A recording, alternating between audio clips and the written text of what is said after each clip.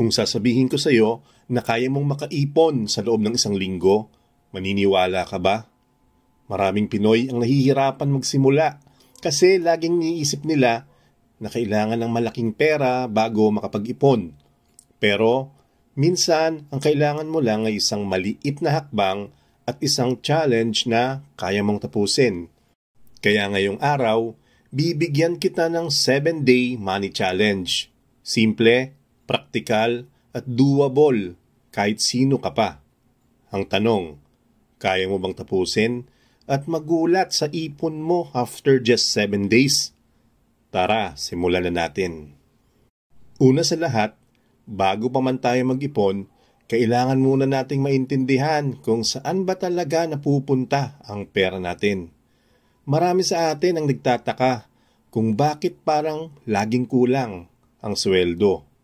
Pero hindi natin mamalayan na unti-unti pala itong nauubos sa mga maliliit na bagay na hindi natin sinusubaybayan. Kaya ang assignment mo ngayong day 1 ay simple pero powerful. Isulat mo ang lahat ng gastos mo. At ang ibig kong sabihin, lahat talaga. Kahit piso lang sa candy, bayad sa pamasahe o load na 10 pesos, dapat kasama.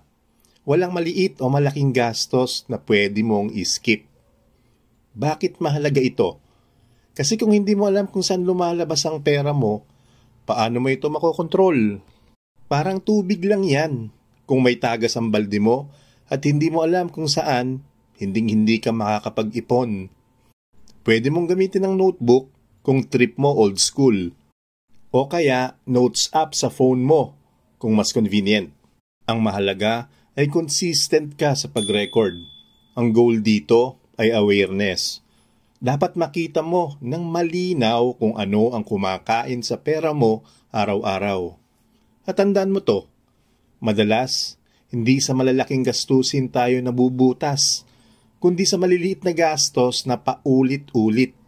Promise, mapapailig ka talaga pag nakita mo kung gaano kalaki ang naubos mo sa mga bagay na akala mo maliit lang at walang epekto. Ito ang unang hakbang para magkaroon ka ng kontrol at disiplina sa pera mo. Ngayong day 2, oras na para subukan ang disiplina mo. Ang challenge natin ngayon, no spend day. Ibig sabihin, walang gastos. Maliban lang sa mga basic na hindi talaga pwedeng iwasan. Kasama na diyan, mga pamasahe kung kailangan mong pumasok sa trabaho o eskwela. Pati na rin ang mga bayarin tulad ng tubig at kuryente na nakabudget na. Ngayon, ang totoong challenge. Bawal ang mga luho. Walang milk tea, walang Shopee checkout, walang Grab food delivery. Lahat ng extra na gastos, kahit maliit, iiwasan natin. Mapapansin mo na marami palang bagay na binibili natin na hindi natin kailangan, kundi dahil nakasanayan lang o nadadala tayo sa mga tukso.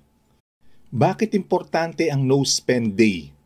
Dahil dito mo unang mararamdaman ang kontrol sa sarili mong pera. Isang araw lang na hindi ka gumastos, makikita mo agad ang difference. Ramdam mo yung na-save mo. At higit pa doon, natututo kang mag-break sa cycle ng impulsive spending. Kung nahihirapan ka, may practical tips ako. Magbaong ka ng pagkain para hindi ka matuksong bumili sa labas. Umiwas ka muna sa mall kung wala ka naman talagang kailangan bilhin. At pinaka-importante, limitahan ang online browsing. Kasi madalas, isang scroll lang sa Shopee o Lazada, goodbye ipon. Kapag nagawa mo ito, mapapatunayan mo sa sarili mo na kaya mong kontrolin ang urge to spend. At tandaan, kung kaya mong mag-no spend sa loob ng isang araw, pwede mo rin itong ulit-ulitin at gawing habit. Ngayong day 3, oras na para makita mo mismo ang pisikal na ebidensya ng iyong ipon. Ang gagawin natin ay isang simple pero napaka-powerful na exercise. Ang 50 pesos jar challenge. Kumuha ka lang ng garapon, envelope o kahit lumang lalagyan na walang gamit. Ang assignment mo ngayon, maglagay ng 50 pesos sa loob. Parang maliit na bagay lang, di ba? Pero wag mong maliitin. Ang simpleng aksyon na to ay may psychological effect. Kapag nakikita mo araw-araw na may nalalagdag sa jar mo, kahit piso o 50 piso, nagkakaroon ka ng visual motivation. Para bang pinapaalala sa'yo na, uy, kaya ko pala mag-ipon. At kung kaya mo, 100 pesos o higit pa, mas maganda. Pero kung barya lang muna ang kaya, okay lang din. Ang punto ay nagsimula ka. Hindi sa halaga agad nagsisimula ang ipon, kundi sa consistency at disiplina na paulit-ulit mong ginagawa.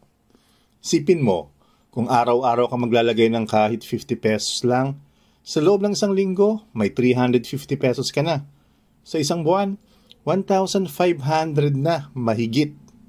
At kung tatagal pa, mas lalaki nang hindi mo halos namamalayan. Kaya tandaan mo, ang ipon ay hindi sprint, kundi marathon. Hindi kailangan ng malaki agad. Ang mahalaga ay meron at tuloy-tuloy. Dito mo makikita na ang totoong sikreto ng pag-iipon ay hindi yung biglang jackpot, kundi yung maliit na hakbang na paulit-ulit mong ginagawa hanggang maging habit. Day 4 na tayo. At this time, sisimulan na nating hindi lang magtipid, kundi dagdagan ang income mo. Ang challenge mo ngayon, maghanap ng isang gamit na hindi mo na ginagamit, pero nasa maayos at functional pa rin. Pwedeng damit na nasa cabinet lang, sapatos na bihira mong isuot, lumang cellphone na nakastock sa drawer, or kahit maliit na appliances na hindi mo na talaga nagagamit. Ang assignment mo, ibenta mo ito. Pwede mong i-post online sa Facebook Marketplace, Carousel, or Shopee, o kaya naman ibenta diretso sa kakilala o kapitbahay. Hindi mo lang nadideclutter ang space mo, nakakadagdag ka pa ng extra ipon. Ang tawag dito ay decluttering with purpose. Imbis na nakaimbak lang at inaagiw, pwede pa pala siyang maging cash na makakadagdag sa savings jar mo. Marami sa atin ang guilty dito. Ang daming gamit na hindi na nagagamit. Pero ayaw nating bitawan dahil baka magagamit pa balang araw. Pero aminin natin, karamihan ng gamit na yan ay ilang taon nang hindi nagagalaw. Isipin mo to, masayang kung nakatambak lang siya at kumakain ng space. Kapag naibenta mo, hindi lang nakakadagdag sa ipon, nakakagaan pa ng bahay at isip mo. At minsan, mas nakakagaan ng pakiramdam kapag alam mong napunta sa taong mas makikinabang pa. Kaya ngayong day 4, tandaan mo, hindi lang pagtitipid ang paraan para makaipon. Pwede ka rin gumawa ng paraan para palakihin ang income mo kahit sa simpleng pagbebenta ng mga bagay na hindi mo na kailangan. Mas madali pa itong gawin ngayon dahil online na halos lahat. Ngayong day 5, ang assignment mo, iwasan muna ang mga wants at vices.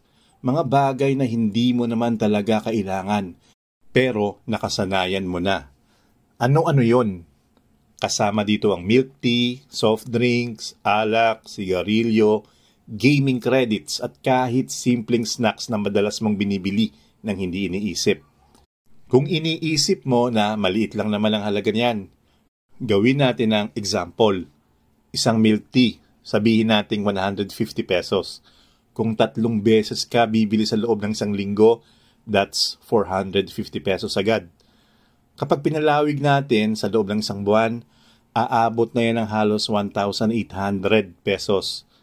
At isipin mo, kung 2 buwan mo nang inaipon yon, meron ka ng 3,600 pesos. Malaking tulong na agad para sa emergency fund o pambayad ng bills. Ang punto dito, hindi naman talaga masama ang mag-enjoy. Lahat tayo deserve din paminsan-minsan.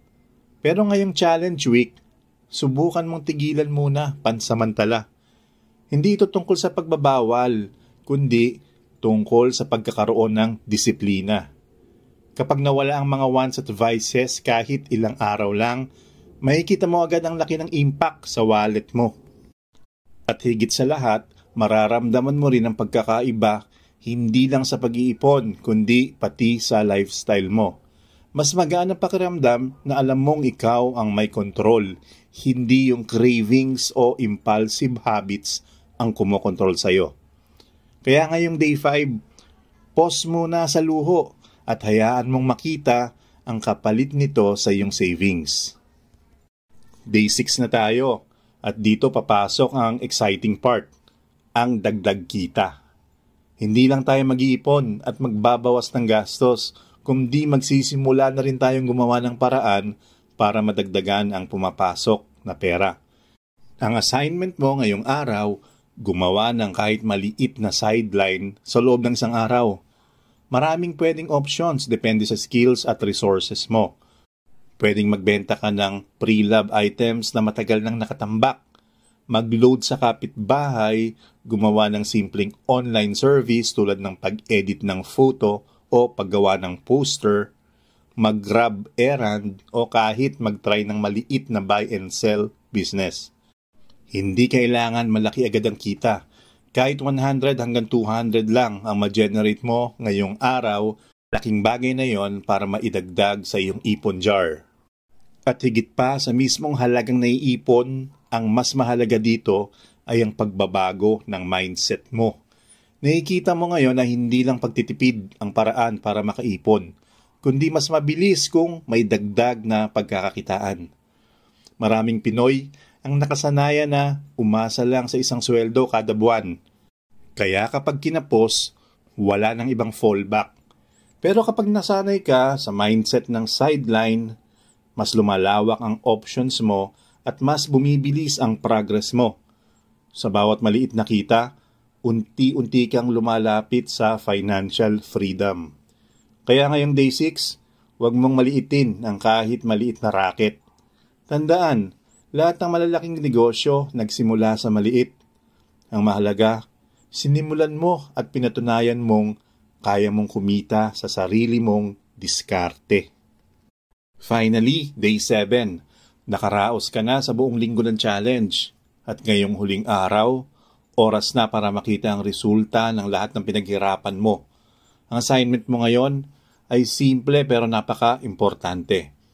Bilangin lahat ng naipon mo. Isama mo lahat, coins na naitabi, bills na naidagdag sa jar, kinita mo sa sideline, at pati yung natipid mo mula sa no-spend day at pag-iwa sa mga wants at vices. Lahat ng yan, itotal mo. Pero hindi ito nagtatapos. Kapag nabilang mo na, ilipat mo agad ang pera sa hiwalay na savings account o kahit e-wallet na nakalaan lang para sa ipon. Huwag mong hayaang manatili lang sa pitaka, coin purse o kahit sa jar ng matagal. Kasi malaki ang posibilidad na matuksok kang galawin at magastos ulit. Ang sikreto dito ay ihiwalay ka agad para maprotektahan ang progress mo. At ito ang pinaka-exciting na part. Kapag nakita mo yung total after 7 days, baka sabihin mong hindi pa kalakihan. Pero tandaan mo, hindi ito tungkol sa laki agad, kundi sa patunay na kaya mong mag-ipon kung gugustuhin mo. Ang 7 araw na ito ay nagsilbing jump start para sa bagong habit na pwede mong dalhin buwan-buwan. Isipin mo, kung nagawa mo ito sa loob ng 1 linggo, paano pa kaya kung monthly mo siyang gagawin? Yung maliit na halaga na consistent mong naitatabi sa loob ng 1 taon, lalaki ng higit pa sa inaasahan mo. At doon mo makikita na ang ipon ay hindi isang one-time effort, kundi isang lifestyle na kaya mong simulan ngayon. So ayan, tapos na ang 7-day money challenge. Kita mo, hindi mo kailangan ng malaking pera para magsimula. Ang kailangan mo lang ay disiplina at maliit na hakbang araw-araw. Kung magagawa mo ang challenge na to, balikan mo ang video na to at mag-comment ka kung magkano ang naipon mo sa loob ng 1 linggo. At kung gusto mong pang subukan ng mga advanced na ipon strategies, check mo rin yung mga ibang videos natin. Remember, maliit na ipon ngayon, malaking impact bukas. Kaya ang tanong, after this challenge, handa ka na bang mag-ipon for life? Comment mo sa baba. Yes, kaya ko nang mag-ipon.